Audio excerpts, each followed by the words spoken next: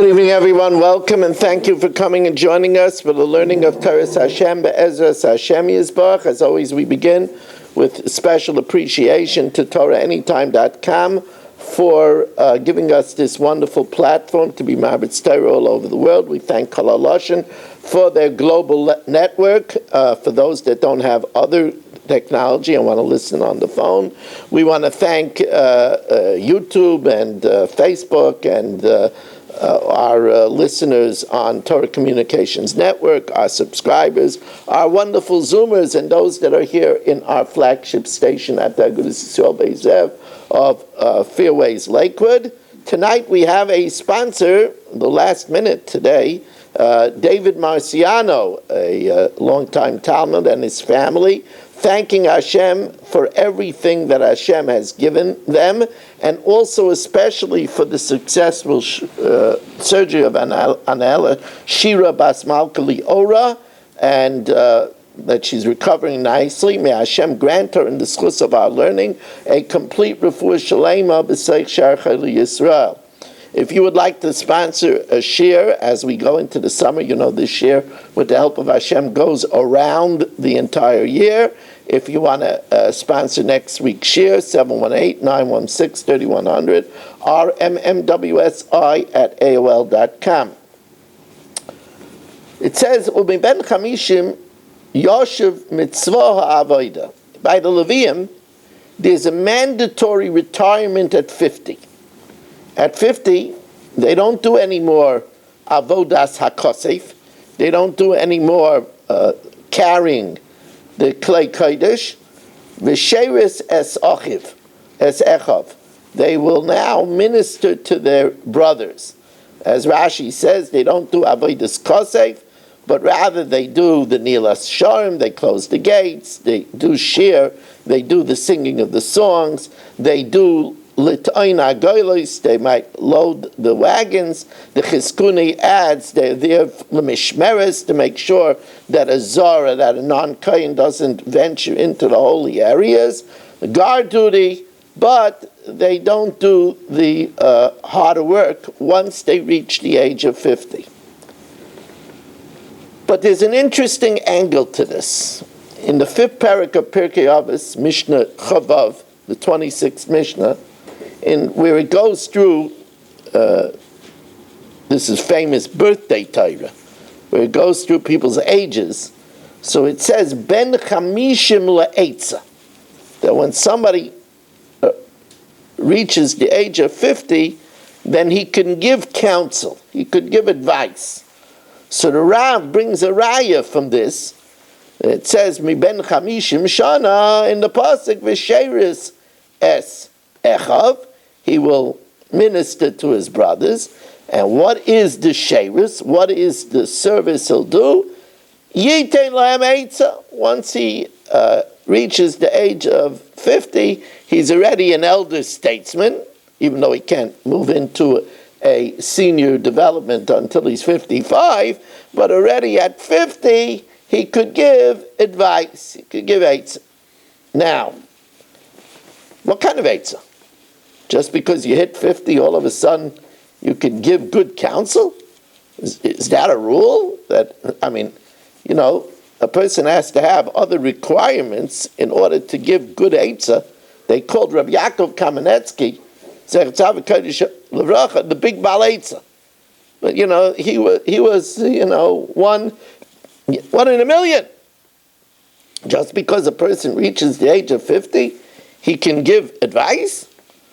So listen to what the Beis Yisroel, when he wanted to give Musar to his family, the Beis Yisroel would say this over in the name of his father. The Beis Yisroel was a Ger Rebbe. He would say it over in the name of his father, the Imrei Emes, who said this mashal over from the Heilige Chidushei Arim, Zecher Tzavik Kodesh Uvracha. He would tell a parable of a man who got lost in a very dense forest. And the forest did have fruits and vegetation, so it wasn't a question of him, you know, dying of hunger. There was some water source there too, but he wandered around for days without, he couldn't find his way. And he was feeling very, very despondent. And suddenly he joyfully chanced upon an old man with a long white beard. And he said, "Oh, wonderful to meet you, sir. Can you help me get out of these woods? I'm hopelessly lost." So the old man looked at him and sadly told him, "I'm here 30 years, and I haven't found my way out of here for 30 years. So the man looked at him, and his face fell. But the old man told him, "But you know, I can't help you, because I can tell you which ways not to go." It says the Beis Yisroel told his children, that's the kind of advice a 50-year-old can give you. With his experience in life, he can tell you what not to do. He might not be able to guide you, in all the right things. For that, you need a big Balaitza. But he can tell you what not to do. And it's interesting that the Chazon Ish says the same thing in the famous Igros letters of the Chazon Ish, the Gadol Adar of his time. The Chazon Ish says that a person in life is like a person who is lost in a thick forest. Ein derech ve'ein mesila. There's no road, there's no highway. But his only hope is if he asks those that were kfar ovru, those that were already passed through lives, and they're able to tell them b'zichroinam, through their memories of their experiences, they're able to heitzivu b'zichroinim tziyunim. They are able to set for them road markers. Sheleimodu raglei ha'oilulim b'kim shainim, that the youth that come afterward should not stumble over the stumbling blocks that they stumbled upon. So this is exactly the same thing as the Beis Yisroel was saying. The Chazon Ish says that they might not be able to tell you the golden advice of life, but they could point out to you what to avoid. And it's probably likely that this is also included in what it says, Sha'al avicha v'yagetcha, zekeinecha v'yomru lach. Ask your father and he will tell you, and your grandfather, and your elders, and they will instruct you. And again, not everybody necessarily has all the right advice, but they could tell you what not to do.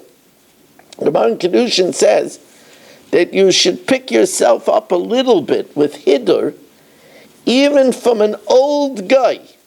You see an old guy, you should show him some respect. Why? An old guy, he doesn't know, he never learned Mesilas Yesharim. He never learned Shari Tshuva l'Rabbeinu Yaina. He never learned Chayvus Halvavas. He never learned Pirkei Avos. But the Gemara says, Kama harpatiku adu alav. How many of life's circumstances passed him by? So he could tell you, be very careful when you leave a car. Very careful. Make sure that nobody is in the car when it's 90 degrees. You're in a rush. Don't leave any baby in the car. He knows. He heard stories about babies dying in the car. He could tell you, make sure, don't have a window without a window guard. He knows of stories where babies fell out from windows on the 3rd floor and died. Tell you, make sure that you don't leave out medicine bottles without childproof caps, because he knows stories of babies that swallowed a bunch of medicine and they had to go to the hospital to get their stomachs pumped. So Kama Harpatiku, of course, there's much more deep lessons that you could get. So when I was thinking, when I saw this Beis Yisroel, it got me thinking about what advice I would give to tell people what not to do, what to avoid. We're not even saying, what to do, but what to avoid. So I jotted down a dozen things. So the first thing I jotted down is, don't wait to spend time with elderly loved ones, and don't wait to tell them that you love them. It's a big mistake people make. People say, yeah, I'll get around to it. And then one day they're not here. What did I do? Standing by the funeral. What did I do? I never even got the chance to tell them that I love them. That's a tragedy. That's a tragedy. So don't wait to spend time with elderly relatives. There's a person, they have an Elta Baba or Zayda. They don't live near them. They never call. They never visit. And then one day, the Zayda dies. It's people he hears at the Levaya, people say, wow, what a special Zayda you had. They never made the time. So here's the first mistake not to make. Don't wait to spend time with the elderly, and don't wait to tell you that you love them, to tell them that you love them. Number 2, go to see the older Gedolim that are available for you to see. Rabbi Dr. Tversky, who passed away recently, he was one of the most prolific writers in the English language of our time. He wrote 80 svarim. So a secular journalist, he writes this in his book, Gevura. He wrote a book when he reached the age of 80 called Gevura, because it says, Ben Shmeinim Legvura. It's a great book to read. So he writes that a journalist asked him questions. And they were great questions. He includes some of them in the book.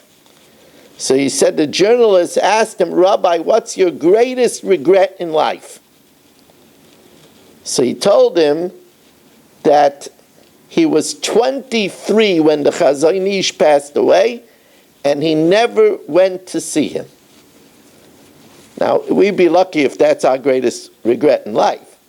But that's his greatest regret in life, that he could have saw the great Chazon Ish, and he didn't take advantage to do that. I can tell you that I regret very much. When I was a boy, I had the opportunity to go to see the Satmar Rebbe. I never did. The Satmar Rebbe on Hoshana Rabbah, his Hoshana Rabbah was like Yom Kippur. You know what it would be to see the Satmar Rebbe? The Frierdiker Satmar Rebbe, he slept less than an hour in 24 hours. His bracha of Hamapel was more than 24 hours. So could you assume his bracha of Hamapel was more than an hour?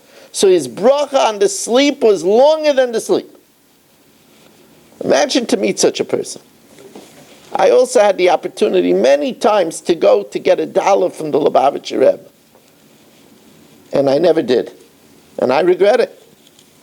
I regret it to meet a man who is responsible for having Torah in almost every known city in the world. He masterminded something where he's bringing back people in every city in the world. I could have met him. I never met him. I regret it. So I'm telling you something. Don't make a mistake. People who hear my shiurim for more than 40 years, I used to announce there is somebody known by the name of Rabbi Avigdor Miller in Flatbush, and he tells you how to live. He tells you how to think about Olam Haba.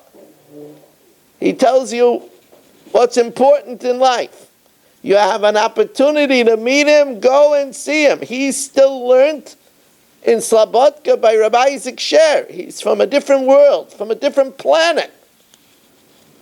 There were people that listened to me, there were people that didn't, and they could have gone to see Rav Miller and they never did. Now, when they see how much Torah from Rav Miller, and they so much regret it. So I'm telling you, don't wait. I'm so happy that when my wife and I, Shoshi and I, were in Eretz Yisrael the last time, we made it our business to go and see Reb Chaim Kanievsky. Imagine if I didn't see Reb Chaim Kanievsky, I would regret it that I wasn't able to see Reb Chaim Kanievsky. So that's the second thing. Don't wait chaperein to see the older Gedolim. Those who had the chance to go to the east side and see Reb David Feinstein can't see Reb David Feinstein anymore. He's not alive. The third thing is don't waste time. Don't waste time. Here's a person, he's now 65 years old. If he would have 15 minutes a day, he would have learned 2 Mishnayos a day. From the age of 25, he would have finished Mishnayos. You know how many times? He would have finished the entire Shas more than 6 times. If he would have just learned 15 minutes a day. Here's a person, if he would have had the opportunity, the code is 914408. 914408. That's a 408. Here, if he would have had the smarts to take a Kitzur Shulchan Aruch. Kitzur Shulchan Aruch, it's in English, it's very easy. And he just would have learned 2 halachas every day. He would have finished Kitzur Shulchan Aruch in a year. And he would have a good idea, a rudimentary idea of all the halachas. There's so much thing. Don't waste time. You're going to regret it. You're going to regret it.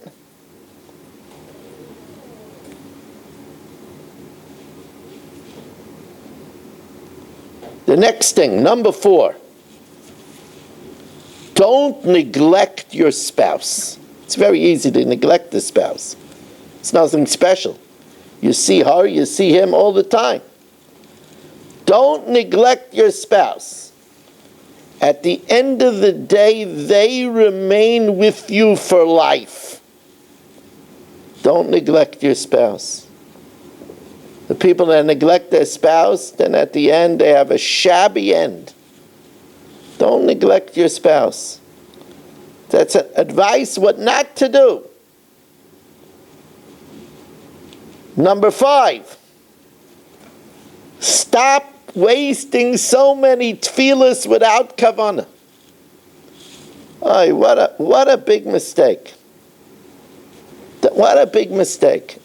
Davening without kavanah, that comes because people never bothered to learn what the words mean. So they're saying every day, they're coming to shul, and they're davening, and they don't even know what they're saying. It's such a waste. A davening without kavanah, the Chavis Ababa says, is like the peel without the fruit. It's like a body without a soul. A body without a soul is lifeless. It's a corpse. So their davening is corpses. You don't want to have, what a waste. So many days, so many weeks, so many years of davening that are corpses. What a waste. So advice what not to do. Number 6, don't have bad friends. Now this is not as easy as it sounds, because bad friends could be a lot of fun. They're fun. They're exciting. They're full of adventure. I know someone, he hung out with people that were credit card thieves. They were always traveling. He got into trouble because he hung out with them. But they were a lot of fun. They were cool. They traveled. They lived a high life. Don't hang out with bad friends. The clue is that every day we daven to Hashem, v'archikeinu me adam ra me chaver ra. Distance us from a bad person and a bad friend. I'm telling you what not to do. The next piece of advice, and I'm making a special mention of this, even though it would be included in the last piece of advice, but I'm making a special mention of this. Try not to spend time with people that use vulgar language. You'll say, well, I don't use it. But if you're going to hang out with people that use vulgar language, then it's going to get on your tongue, and when you get upset, you might use it also. And Rapam said that people who use vulgar language, the Gemara in Shabbos says, young people die because of the sin of nivel peh. So don't hang around people that speak vulgar language. So this is what not to do. The next one is a biggie. Don't neglect your parents. Now, it is very easy to neglect parents because the person has responsibilities. He has a wife, she has a husband, there's children, there might be grandchildren, there might be daughter-in-laws and son-in-laws. There's the mortgage to pay and work to be done, and we have to learn. And we have 3 times a day minyan. It's very easy to neglect parents. It's very easy. They might not be living near us, and milsa de loiramya ale de inche lavadate. Something that's not in front of a person is not on their mind. But you have to know that the Torah says about parents, Laman yarichun yamecho laman yitavlach, which means that we will live long in this world and we will have good in the next world. It also means that we'll live long and have good life. I'll tell you an interesting story that the Aleinu L'Shabeach says in this week's Parsha. Although I find it difficult to understand the necessity of what he says, but he tells a story about a husband and wife that got divorced. And he says the wife did what shouldn't have been done.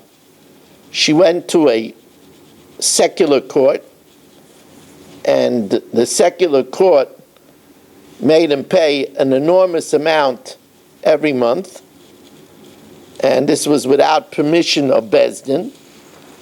Be that it may, they had a remarkably good son, and the son was so special that every Pesach Seder he was invited to have the Seder by one of the Gedolei Adar of Eretz Yisrael. Maybe it was Rav Steinman, maybe it was Rav Elyashiv, maybe it was Rav Chaim, I don't know. So a few weeks before Pesach, his father came to him and said to him, you know, I have to give your mother 2,500 shekel, and if I don't, they're going to put me in jail. And I don't have the money. I'm asking you not to go to the Seder this year of the Gadol, instead be a waiter in the hotel, and you'll be able to help me. I'll be able to pay, and I won't go to jail for the month. So he went and asked Reb Zilberstein. So I didn't think it was a question. I mean, and if his father was sick and he would have to take care of him, of course he wouldn't go to the Seder. He would take care of his father who was sick. To save his father from jail, what's the question? So, I don't want to argue. Reb Zilberstein is one of the Gedolim as well. But Reb Zilberstein told him he should go to be a waiter. Why? Because it says, Leman yarichun yamecha, with a nun. Now really, grammatically, it should say, Leman yarichu yamecha.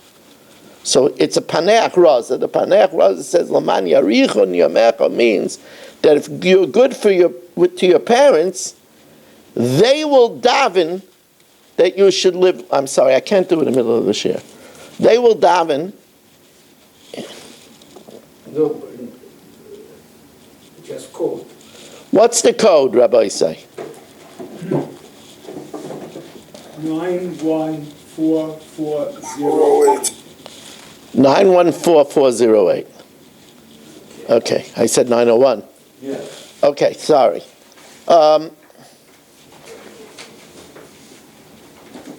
It says Laman Yarichun Yomecha, says the Paneach Raza, that they will prolong your life by davening for you. So he said, go be a waiter. Your father will be so grateful he'll daven for you, and a father's prayers are worth very much. We have to know, don't neglect parents. Parents will daven for you, and that's worth very much. Now, many of you heard this from me, but I want to say this in this year. The value of Kibbutz Avayim. There's a family in Staten Island, well-known family, the Edelman family, whose mother passed away at the age of 98. The year before, her sister passed away at 98. And when she passed away, this mother, they still had another sister who was turning 98. So when I heard this, I asked them, did anybody ask these three girls, Bameh harachta yomim? That's a custom that we learn from the Gemara, that when people live extraordinary long lives, we ask them, Bameh harachta yomim.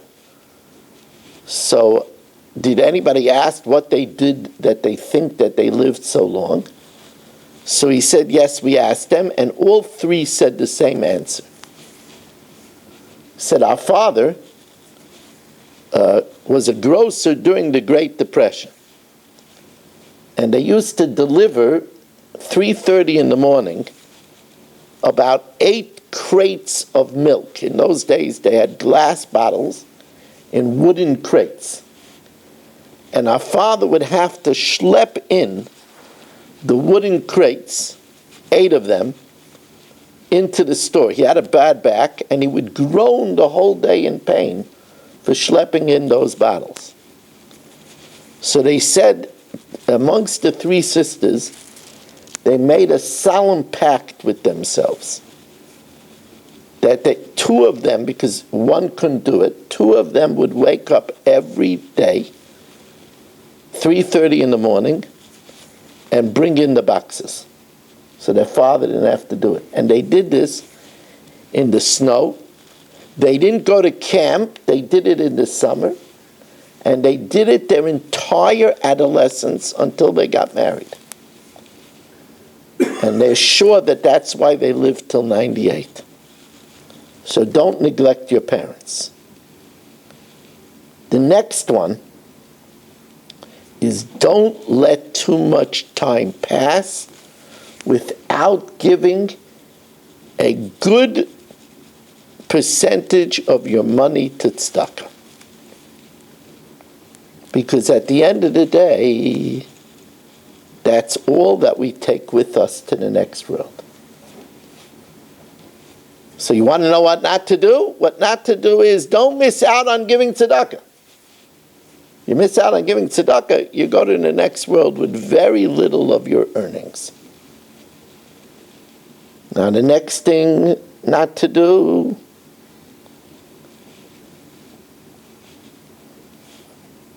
don't neglect your relationship with your siblings.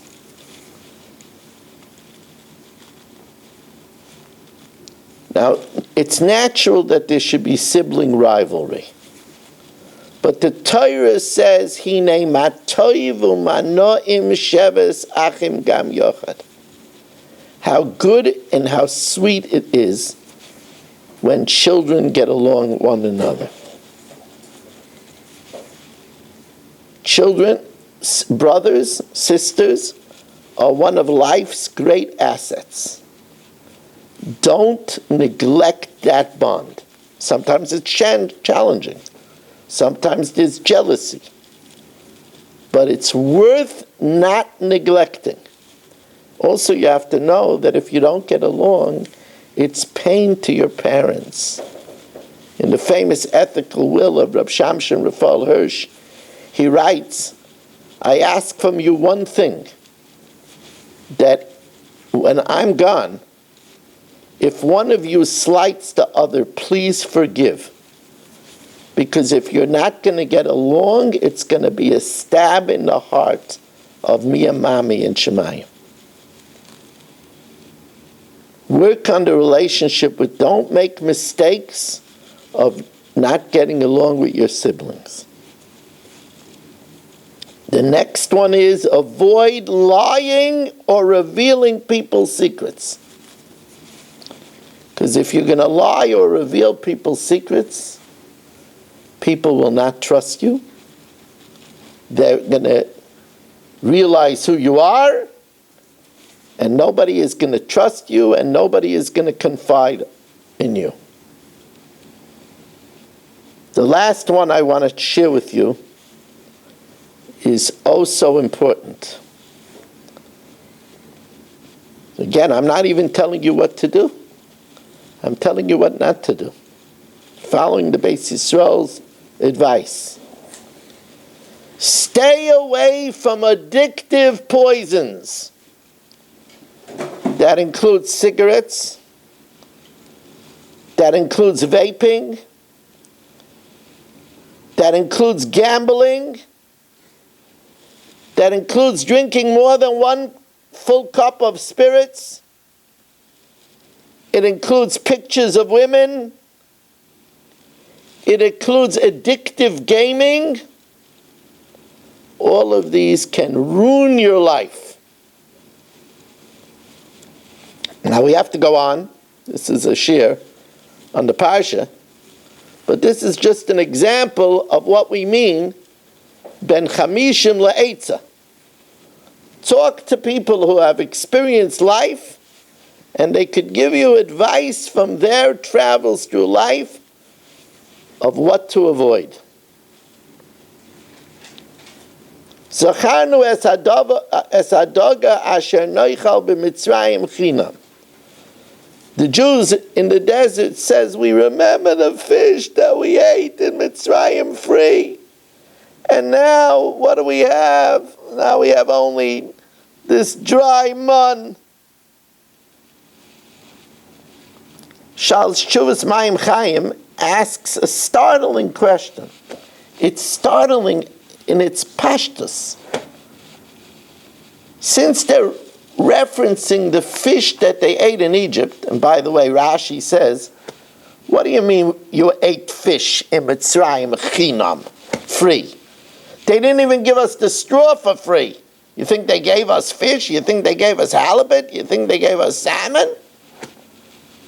Now the Chizkuni says, yeah, that was the derech of the Nile. The Nile swarmed out, and then when it receded, a lot of fish was left in the nooks and the crannies, and you could get a lot of fish for the taking. That's the way the Chizkuni learns. But Rashi says that's not what it means. Rashi says they didn't give us straw, they're not giving us any fish for free. It means we remember when we ate fish in Mitzrayim without any mitzvahs. And now all of a sudden that we got the Torah, our food is totally in mitzvahs. So the Sifsei Chacham says that he's referring to what we say in Kriya Shema. V'ayim shemaya tishmu. If we listen, then the Aretz will give Yavula, then the Aretz will give produce. But if we don't listen, we won't get food. So we remember when we were in Egypt and we got food without any mitzvahs. There was no strings attached. Now there's strings attached. I would learn a little different than the Sifsei Chacham, Lanias Daite, because we weren't given the land in the Midbar, and this is said in the Midbar. I would say that according to Rashi, it means we remember when we ate fish in Egypt and we were able to go down to the Nile, and no matter how we behave, we got the fish. Now, with the mun, if we yell and scream in the night at our wives, the mun falls, as the Gemara in Saita tells us, the mun falls a mile away, and everybody's seeing that we're putting on our hiking shoes and schlepping out to get the mun. All of a sudden now, if we told Lashon Hara, everybody sees that we're not eating till lunch because we have to go on a hike. We don't like that. We like when we ate chinam. Okay, nice pshat. But, made a bracha ready.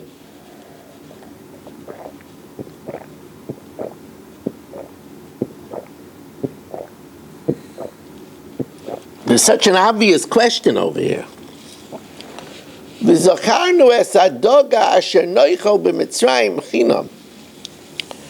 remember the fish. Asher noichel. Asher noichel is in the future. It shouldn't say Asher noichel. It should say Asher ochalnu b'Mitzrayim chinam. What we ate in Egypt. Asher noichel means that which we will eat. Right, like it says that we said by Shvius, Ma noichel. If we ask, what are we going to eat in the 7th year? It doesn't fit over here in the context. It's such an obvious pasuk. It's such an obvious question. It's such a pshat question. We're talking about Egypt, but then we say it in the future tense. So I was thinking about a pshat. There's a Gemara in Saita on Daf Yud Aleph from the Beis. The Gemara says, one of the reasons that we eat the charoises by the Pesach, and we put in apples, is it says, Tachas hatapuach or articha. What happened is the men, they didn't want to be with their wives, because they said, what's the purpose? We're going to have children and they're going to die. They're going to be born in slavery and die in slavery. Hashem said, we're going to be here for 400 years. So this is not a life. Why should we bring children into such a life? So it says that the women went down to the water, filled a bucket, and miraculously it filled up with dogim ketanim, with minnows. And they were mafrin umavrin. They made the men fruitful. They probably were also an aphrodisiac. Aphrodisiac. It was an aphrodisiac. And it healed them. And I believe that they're saying that Zacharnu es hadoga. We remember the fish. Asher noichal, that we looked forward to having. It was such a miraculous experience. It was such a satisfying food, and it gave us such an excitement. That we looked forward to eating, and we got it chinam, we got it free with a miracle. And now, nafsheni yavesha ain't kol, we're dry, we don't have this spiritual high, we don't have this food. So now I'm going to take you to Yedei Moshe. The Yedei Moshe was a Talmud of Rav Hershel Mikrakow. And just that you should understand how great Rav Hershel Mikrakow was, one of his other Talmidim was the great Shach on Shulchan Aruch, one of the greatest Geonim of his time. So the Yedei Moshe was also a Talmud of Rav Hershel Krakow. And he asks an interesting question. V'ata nafshenu yevesha. Our soul is dried up. Ein kol. There's nothing here. Bilti el amon. Except for the man. So the Yedei Moshe asks a kasha. He says, why does it say nafshenu yevesha? Our soul is dried up. It's not our soul is dried up. Our body is dried up. Food is for the body, not for the soul. What do you mean nafshenu yevesha? The soul is dried up. So the Yedei Moshe says an amazing pshat. He says on Yom Kippur, it says, "V'nisem es nafshei seichem." You should afflict your souls. So he says, the Zohar asks a kasha.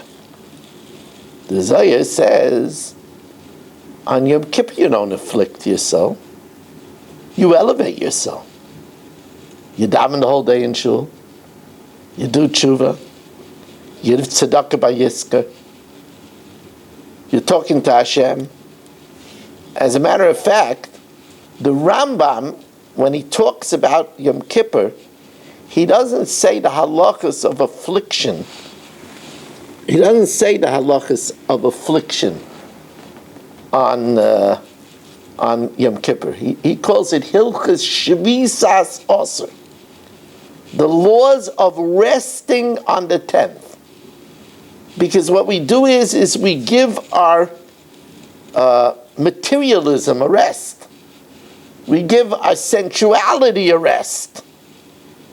We give our chumrius a rest. So what does it mean? V'nisem es nafshei seichem. The Zohar says it should say v'nisem es gufchem. We should afflict our body. That we do. We don't drink. We don't eat. We don't have relations. We afflict our bodies. But what's v'nisem es nafshei seichem? This is a Zohar's kasha. You know what the Zohar answers? The Zohar answers with a pasuk. The pasuk says, "Ki lo ya'ala lechem levada yichya ha'adam." Man doesn't live by bread alone. Ki al kol motza pi Hashem yichya ha'adam. But rather, that which comes out with the mouth of Hashem, that's what a person lives with. And the Zohar says this means a person lives by the brachas that he makes on the food. The food might restore the body, but the blessing restores the soul. He says on Yom Kippur we don't make brachas. We don't make a shahako. We don't make a bayir minei mezainis. We don't make a bayir pri adama. We don't make birchas hamazon. We don't make bayir nefashis. He says that's the v'nisem es nafshei seichem. It's interesting because I remember that I used to go to Rav Moshe on Yom Kippur. I used to daven with Rav Moshe for 10 years on Yom Kippur. Great Rav Moshe Feinstein, Zech Tzavah Kodesh Baruch Hu Yagam Aleinu. And during the day, I would bring him besamim. And he would ask me, gutta or schlechter? He wanted to make sure it wasn't smelling salts. Because some people would bring smelling salts, that he should feel a little pick-me-up. I would never do that. I didn't want to give Rav Moshe like a shock. But I bought him besamim, so you should make the bracha of besamim. I would tell him it's a gutta. And he would like to make the bracha on the besamim. And I once asked him that we know that we try hard on Shabbos and Yom Tov to make up the Mea Brachas that we lose, because instead of in Shemana Esrei, 3 Shemana Esreis, instead of having 57 brachas on Shabbos, we only have 28 brachas. So you try to make up the brachas to have mea brachas. So I asked him, Yom Kippur, you can't make up the brachas. So you can't have cashews and grapes and make a bar nefashis and an eitz and have a drink and a shackle and some peanuts and a hadama. You can't do that. You can't make a kiddush before you wash and have some herring with kichel and make a shackle and a mezainas. You can't make up brachas. So I asked him, is there an Indian to get closer to 100? So he told me yes. So I would bring him besamim a few times over Yom Kippur. I would extrapolate from that also that women that don't daven 3 times a day, so therefore they can't get to 100 brachas, is still an Indian to get as close as they can. Says the Yedei Moshe, that was, the Dardei were big people. They were complaining the man, nafshenu yevesha. We're missing a Bayir Priya Adama, a Bayir Priya AIDS. We're missing a Bayir Minei Mezainas. This is the way great people think. These are great people. All they made is one bracha. Hamoitzi lechem min hashemayim. That's what's brought down. The Mabit says they made a bracha. Hamoitzi lechem min hashemayim. But you're missing all of these brachas. Oh, you're missing all of these brachas. That's a problem. That's a problem. The Pele Yoyed says, whenever we make a bracha, we're invoking the pasuk b'kol makom asher asker eshmi. Whenever you mention my name, avo vaylecha ve'rachticha, I will come to you and bless you. Brachas are very important. In the biography of Rabbi Yaakov Kamenetsky, it says that they asked Rabbi Yaakov, a woman came and asked him, how do you teach the children to make brachas? He says, I don't teach them. I make a good bracha. My Rebbetzin makes a good bracha. And that's how they learn to make good brachas.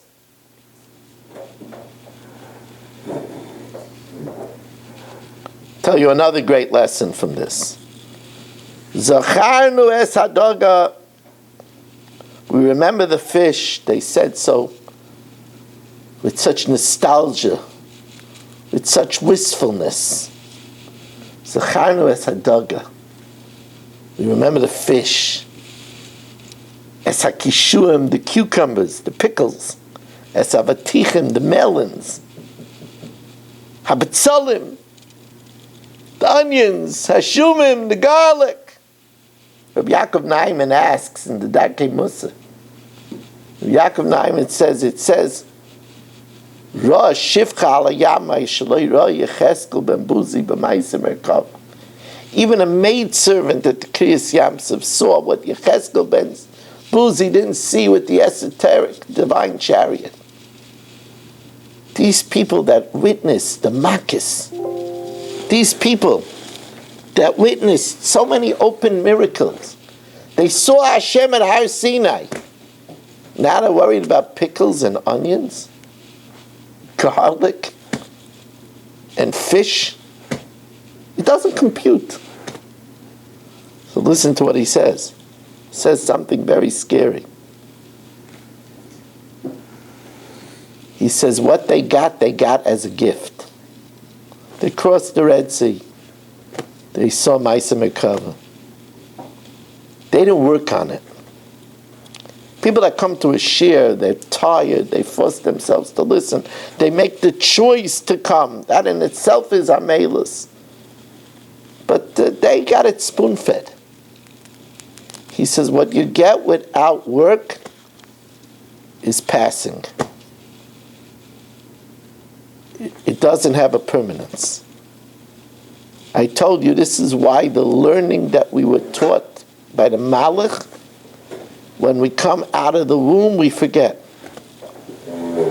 Because in the womb, we didn't work for it. What spoon-fed we don't keep. It's what we work on. That's what we keep.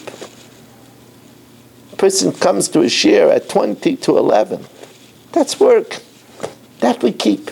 That's why it says, famous kasha, it says that by Yitzroitzetzu Abanim Bekirba, there was an inner civil war in Rivka's womb. She didn't know what's going on, but Telech Lidraish es Hashem.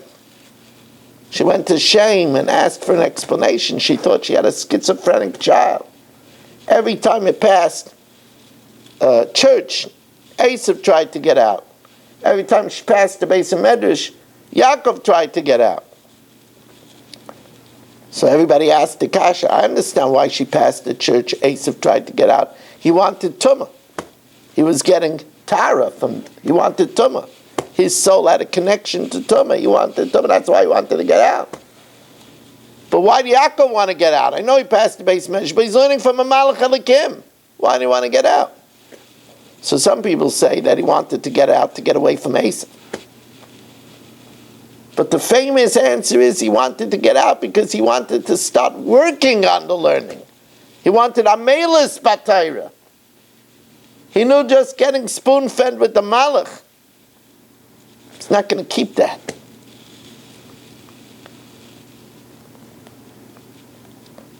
Vayhi ben Saya ha'arain, when the Aron traveled, sometimes they camped, and sometimes the Aron traveled. Vayhi ben Saya ha'arain, vayomer Moshe, so Moshe said, Kuma Hashem, v'yafutzu oivecha, scatter your enemies, v'yanusu misanecha mipanecha, and let your enemies flee from your face. So Reb Leibel Katz, how I mourn Reb Leibel Katz. He was one of the casualties of COVID. In those frightful months, from Purim to Shavuos, he succumbed.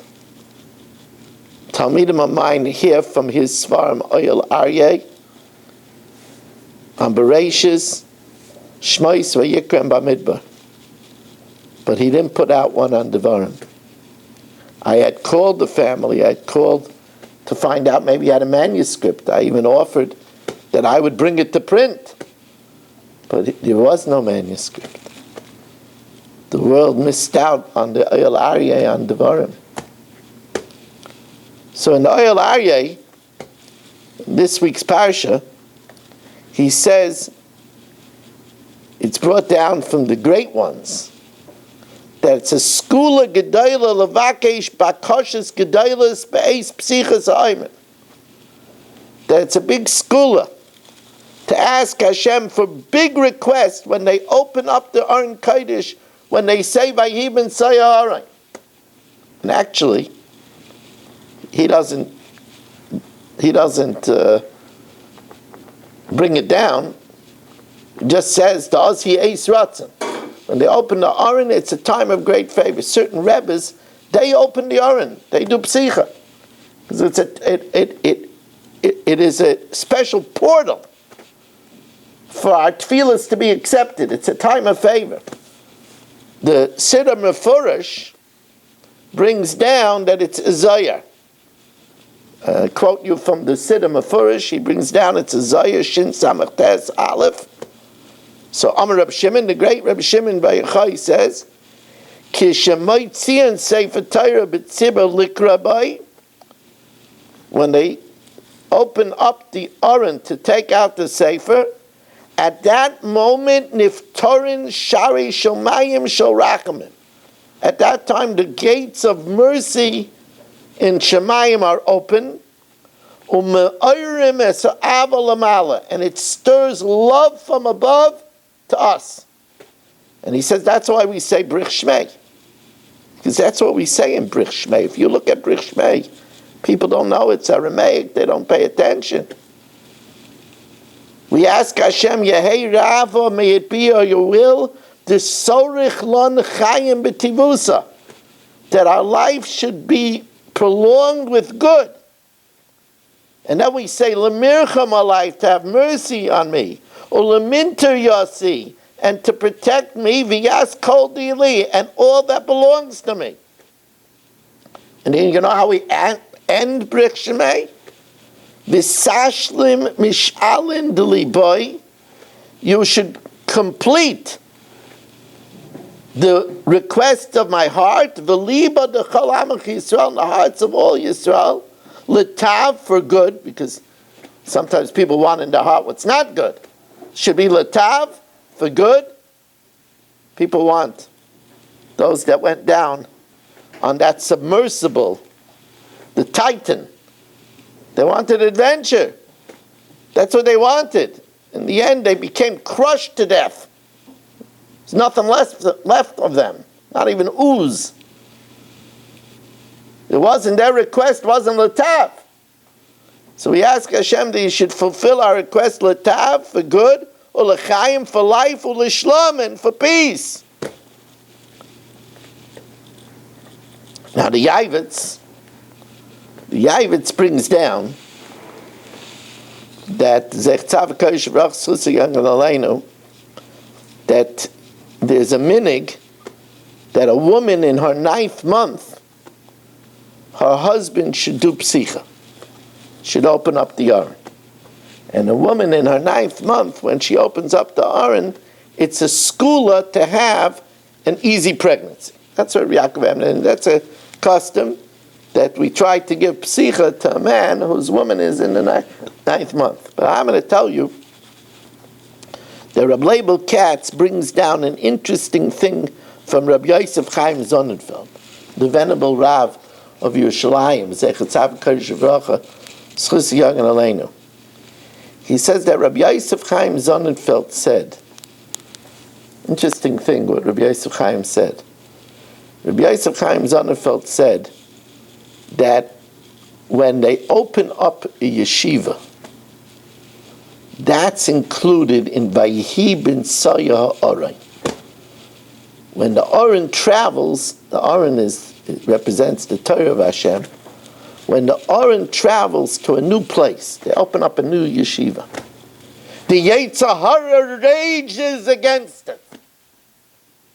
And therefore, it says, Vayihi bin Saya Ha'aron, we're mispalel. Kuma Hashem v'yafutzu oivecha. Get up, Hashem, and scatter your enemy. The enemy is the Yetzer Hara. Because, Torah is the Yetzer Hara's nemesis. So when the yeshiva opens, oh my goodness, the yeshiva opens. You know what a yeshiva represents? I'll tell you a Ramosha story.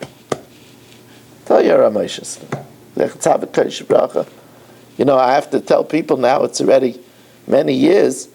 Today when you say Ramosha, people say, are you talking about Ramosha Sternberg? You're talking about Ramosha Wolfson? So when I say Ramosha, I'm referring to my Rebbe, Ramosha Feinstein. The Rash Kabahag, the Reish Kolpanei Agoyla, the Bali Gris Moshe. So I'll tell you an interesting thing. In Yeshiva, Shachris was 7:30. We finished Shachris about 8:15. And then we had 45 minutes to First Seder. First Seder was 9 o'clock. So we had 45 minutes. So if it was a Monday and Thursday, so we finished 8:25. So then First Seder was 9:10. We always had 45 minutes in order to go upstairs and make our bed. The Mintz would go around to check. He would do the quarter check to see if the quarter bounces off the bed. We have to make our bed, tuck it under. And we were husbands in training. Right? We have to make our bed.